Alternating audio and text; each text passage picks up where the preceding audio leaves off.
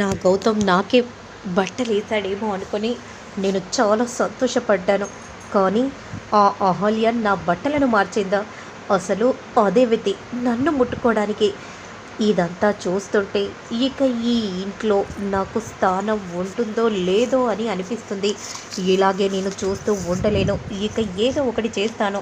ఆ అహల్యని ఈ ఇంటికే దూరం చేస్తే ఇక గౌతమ్ నా వాడవుతాడు. అప్పుడు ఇక నాకు ఏ అడ్డు ఉండదు. అప్పుడు గౌతమ్ ఆటోమేటిక్గా నన్ను పెళ్లి చేసుకుంటాడు. నేను గౌతమ్తో కాపురం చేస్తాను. అప్పటిక మా ఇద్దరికి ఎలాంటి సమస్య ఉండదు అని మనసులో అనుకుంటూ కోపంగా అక్కడి నుండి వెళ్తూ ఉంటే అవంతిక చెల్లి ఇద్దరు కూడా మాట్లాడుకుంటూ ఉంటారు. దీర్ఘంగా ఆలోచిస్తూ ఉంటారు. ఏమైంది, ఏం ఆలోచిస్తున్నారు అని అతిథి అనగానే, ఏం చెప్పమంటావు, నేను ఏమని చెప్పాలి అతిథి? అక్కడ నందుకి మీ అమ్మ ఏమో సంబంధాలు చూస్తుంది. ఇక మీ అమ్మ సంబంధం చూస్తే ఏమవుతుందో నీకు తెలుసు కదా. నేను అంత దూరం రానివ్వను. ఎందుకంటే ఇక అహల్యని ఈ ఇంటి నుండి బయటికి పంపించే ప్లాన్ నేను ఆల్రెడీ చేసేసాను అని విధంగా అనగానే ఇక ఇద్దరు ఒక్కసారిగా షాకింగ్గా చూస్తూ ఉంటారు. అప్పుడు అవంతిక వెంటనే, ఏంటి, ఏమంటున్నావు? అహల్యని ఇంటి నుండి బయటికి పంపించడానికి ప్లాన్ చేసావా?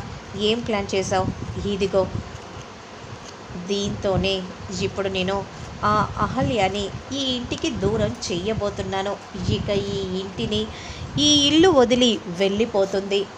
శాశ్వతంగా గౌతమ్ ఆ అహల్యని మర్చిపోతాడు అని ఈ విధంగా చెప్పగానే ఇక అవంతిక చెల్లెలు కూడా ఇద్దరు కూడా అలానే షాకింగ్గా అతిథిని చూస్తూ ఉంటారు. తను తినే అన్నంలో ఈ విషాన్ని కలుపుతాను. అప్పుడు కడుపు పట్టుకొని ఏడుస్తుంది. పాపం గౌతమ్కి ఏం చేయాలో అర్థం కాక గౌతమ్ కంగారు పడిపోతాడు. హాస్పిటల్కి తీసుకెళ్లాలని మార్గ మధ్యలోనే ఇక అహల్య ప్రాణాలు విడిచిపోతుంది.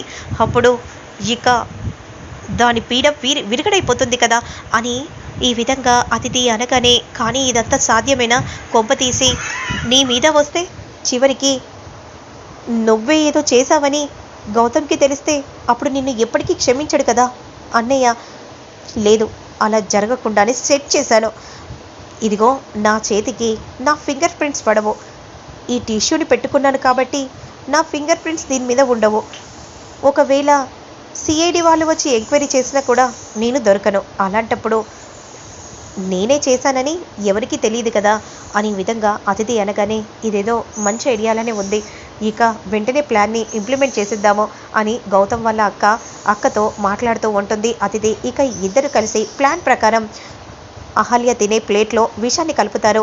ఇక అందరు కూడా వచ్చి డైనింగ్ టేబుల్ ముందు వచ్చి కూర్చొని భోజనం చేస్తూ ఉంటారు.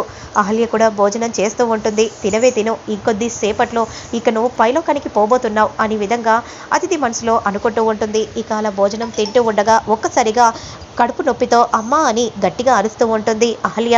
ఏమైందా అని గౌతమ్ చాలా కంగారు పడిపోతూ ఉంటాడు.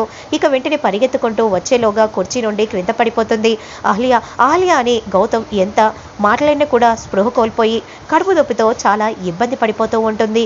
ఇక వెంటనే అహల్యాని చేతిలో వెత్తుకొని గౌతమ్ పరిగెత్తుకుంటూ వెళ్తూ ఉంటాడు. ఏమైంది, ఏమైంది నీకు? ఉన్నట్టుండి ఎందుకు నువ్వు కడుపు నొప్పితో ఎందుకు ఇబ్బంది పడుతున్నావు అనే విధంగా అంటూ ఉండగా ఇక ఎంతో సంతోషంగా అతిథి అలానే చూస్తూ ఉండిపోతుంది. పాపం ఇంకొద్ది క్షణాల్లో ఆ అహల్య పై ప్రాణాలు పైకే పోబోతున్నాయి. నా గౌతమ్నే కావాలని అనుకుంటుందా? ఇప్పుడు ఏకంగా పైలోకంలో పాపం ఇక సెటిల్మెంట్ అవ్వబోతుంది. నా గౌతమ్ ఎవ్వరికీ దక్కడానికి వీల్లేడు. ఎందుకంటే గౌతమ్ నా వాడు కాబట్టి. పుట్టగానే ఆ దేవుడు నాకు గౌతమ్కి మూడేశాడు. మధ్యలో వచ్చిన వాళ్ళని ఎలా పంపించాలో ఈ అతిథికి బాగా తెలుసు అని విధంగా అనుకుంటూ ఇక ఏం తెలియనట్టు, అయ్యో ఏమైంది, ఏం జరిగింది అని అతిథి అంటూ ఉంటే ఇక గౌతమ్ చాలా కంగారు పడిపోతూ వెంటనే హాస్పిటల్కి పరిగెత్తుకుంటూ తీసుకెళ్తూ ఉంటాడు. డాక్టర్ డాక్టర్ అని గట్టిగా ఈ విధంగా అరవగానే ఇక డాక్టర్స్ అందరూ కూడా పరిగెత్తుకుంటూ వస్తారు. ఏమైంది, ఏం జరిగింది? డాక్టర్ భోజనం చేస్తుంటే ఉన్నట్టుండి కడుపు మంట, కడుపు నొప్పి అని క్రింద పడిపోయింది డాక్టర్. అసలు ఏమైంది డాక్టర్, ఏమైందో చూడండి డాక్టర్. నర్స్ త్వరగా ఎమర్జెన్సీ వార్డ్‌కి తీసుకెళ్ళండి అని అనగానే వెంటనే అహల్యని ఎమర్జెన్సీ వార్డ్‌కి తీసుకెళ్తారు. అందరూ కూడా చాలా కంగారు పడిపోతూ ఉంటారు. ఇక ఏమవుతుందో ఏమో అని చాలా కంగారు పడిపోతూ ఉంటే ఇక అదితి మాత్రం అవంతికతో ఇలా చెప్తూ ఉంటుంది. ఇంకొద్ది సేపట్లో డాక్టర్ వస్తాడు. కడుపులో బిడ్డ లేదు అంటారు. ఇక ఆ తర్వాత విషయం మొత్తం అహల్య శరీరానికి మొత్తం పాకేస్తుంది. ఆ తర్వాత కడుపులో బిడ్డ, ఇక అహల్య 2 ప్రాణాలు పైకే పోతాయి. ఇక ఆ తరువాత గౌతమ్ నా వాడవుతాడు. నువ్వు ఎంతో ఎక్సైటింగ్‌గా ఉన్నావు. కానీ డాక్టర్ ఏం చెప్తాడో విన్నాక ఆ తర్వాత సంతోషపడు. అప్పటి వరకు నువ్వు కాస్త సైలెంట్‌గా ఉండటం మంచిది అనే విధంగా అవంతిక చెప్పగానే ఇక అదితి కూడా అలానే చూస్తూ ఉండిపోతుంది. ఇక వెంటనే డాక్టర్ మాత్రం అహల్యను చెక్ చేస్తూ ఉంటారు. అహల్య చాలా కడుపు నొప్పితో ఇబ్బందిగా ఫీల్ అవుతూ ఉంటుంది. వెంటనే ఇంజెక్షన్ ఇచ్చినా కూడా ఇక ఆ నొప్పి మరింత ఎక్కువ అవటంతో వెంటనే ఇక స్కానింగ్ తీస్తూ ఉంటారు.